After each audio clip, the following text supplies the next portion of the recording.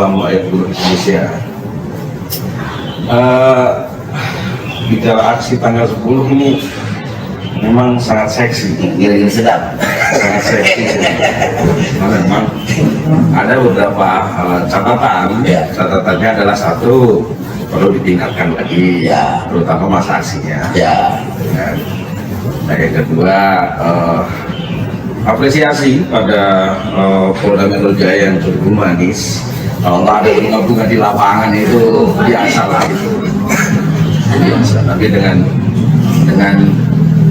kegiatan sampai jam 00:10 itu juga apresiasi.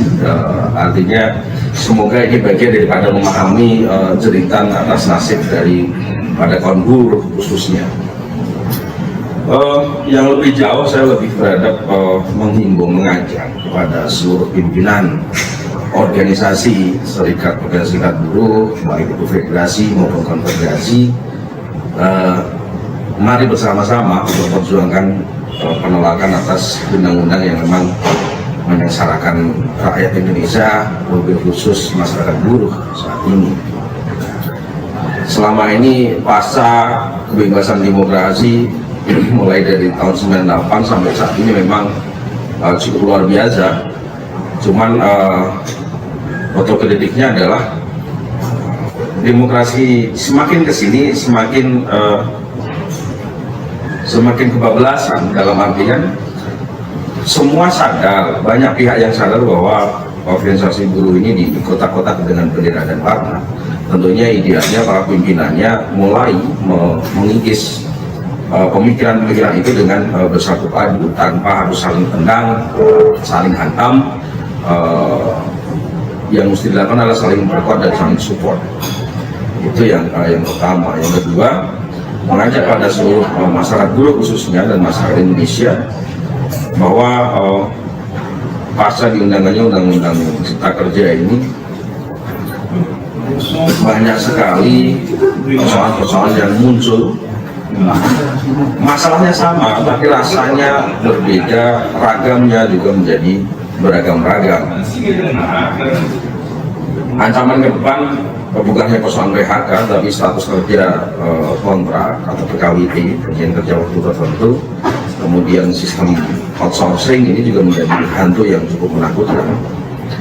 Kalau kemudian banyak para kawan-kawan buruh di grassroots, di wilayah industri masih belum paham, lebih baik mencari paham terlebih dahulu daripada ikut menjudge yang tidak pas atau tidak baik ketika ada kawan-kawan kelompok buruh yang lainnya berjuang menentukan nasibnya sendiri. Karena keberhasilan atau proses daripada perjuangan ini imbasnya juga akan kepada seluruh buruh yang ada di Indonesia. Tadi disampaikan di awal bahwa persoalan cipta kerja bukan hanya di klaster ketenagakerjaan, ada 11 klaster dalam undang-undang tersebut. Klaster ketenagakerjaan itu hanya bagian kecil.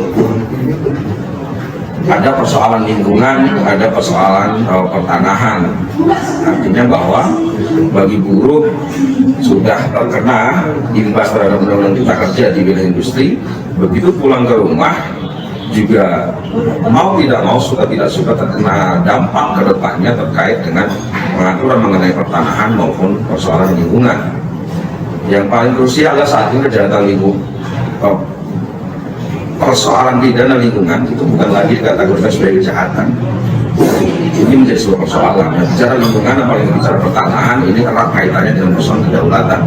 Nah, kalau kita memang bicara NKRI, bicara ada merah putih di dada kita semua, tentunya tidak ingin amanah-amanah dalam Undang-Undang Dasar 45 maupun Pancasila terjadi pengkhianatan terhadap hak-hak warga negara. Karena sejatinya tiap-tiap warga negara berhak atas pekerjaan dan penghidupan yang layak bagi manusia. Jadi bukan hanya persoalan bekerja pulang tiap bulan dan upah saja, tapi bagaimana keamanan dan kenyamanan bekerja juga perlu dipertimbangkan dalam regulasi-regulasi di Indonesia. Nah, ini pun juga tidak lepas daripada bentuk tanggung jawab pemerintah. Kalau bicara satuan organisasi pemerintah, di tingkat pusat ada kementerian-kementerian, di daerah ada dinas tenaga kerja, OPD itu. Tentunya mereka tidak bisa kemudian berpangku tangan melepas tanggung jawab bahwa ini hanya kebijakan soal pimpinan negara. Pimpinan negara memang menjadi ujung tombak, tetapi pelaksana teknis terutama di wilayah kementerian maupun di wilayah dinas-dinas di tiap daerah ini juga menjadi masalah. Nah, bicara kementerian, pelanggaran undang-undang dari zaman dulu sampai sekarang itu masih masif terjadi, tetapi itikat baik penyelesaiannya ini hanya masih sebatas rutinitas, atau kalau bahasa umumnya masih sebatas memberikan kelancaran saja terhadap tugas-tugasnya. Tapi anggaran sampai ratusan miliar di wilayah kementerian bicara terhadap pengawasan perundang-undangan maupun dalam hubungan industrial ternyata tidak berefek yang baik dan bagus terhadap meminimalisir persoalan-persoalan ketenagakerjaan di wilayah industri. Belum kalau kemudian dewasa ini Indonesia sedang tren ada penjajahan pertambangan. Ini tambang sudah mulai menggeliat luar biasa.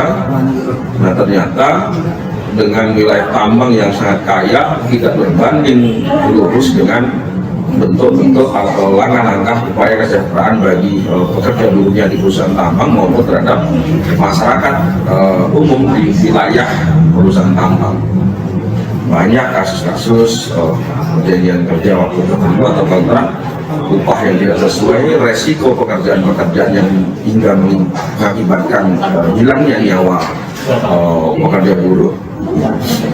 Kemudian ada persoalan-persoalan penyerobotan lahan dan lain sebagainya. Saya kira ini bicara terhadap kesejahteraan warga negara seluruh Indonesia, bukan hanya segelintir warga negara Indonesia.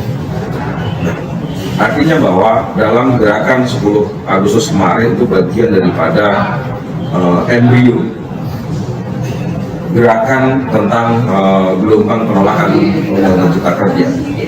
Yang sangat parah lagi ironinya adalah penolakan undang-undang cipta kerja belum dijawab, kemudian negara memberikan omnibus law baru tentang undang-undang P2SK penguatan sektor keamanan. Ada penolakan, malah dikasih undang-undang omnibus law lagi tentang undang-undang kesehatan. Nah, ini apakah kemudian omnibus law akan menjadi tren terhadap pembuatan regulasi di Indonesia? Dan mohon para pakar hukum di Republik ini menguji lebih jauh apakah omnibus law ini menjadi salah satu sistem hukum di negara kita. Nah, ini saya kira juga perlu menjadi diskusi besar. Apakah memang ini sudah nyata-nyata menjadi sistem hukum di wilayah NKRI atau enggak? Lain daripada itu, harapan bergabungnya seluruh stakeholder bukan hanya dari buruh, dari mahasiswa terutama. Saya kira sudah waktunya bangun mahasiswa. Setelah sekian lama istirahat, saya kira perlu ditunjukkan lagi keberpihakannya, berpihak pada rakyat yang memang sedang disengsarakan secara struktural dan masif, ataukah berpihak kepada kekuasaan yang notabene tidak berpihak kepada rakyat. Kemudian pejuang-pejuang yang lain, dari pejuang lingkungan, pejuang tani, pejuang nelayan. Soko buruh negara kita adalah buruh tani nelayan, jadi tentunya mesti ada kerjasama banyak pihak. Kalau kemudian ini menjadi pekerjaan masing-masing, dari tugas masing-masing, tidak ada kekompakan, yang nangis adalah para funding founder kita yang mendirikan negara ini. Benar yang disampaikan Bung Karno bahwa ke depan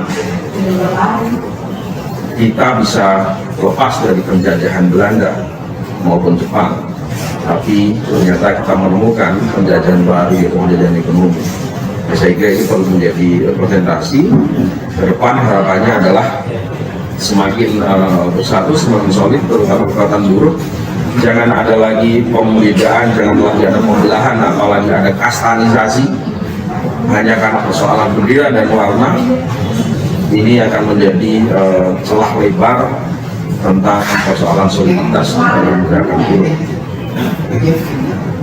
Tetap berjuang, tentu karena kita sendiri, dan kita bersama-sama. Oke kan?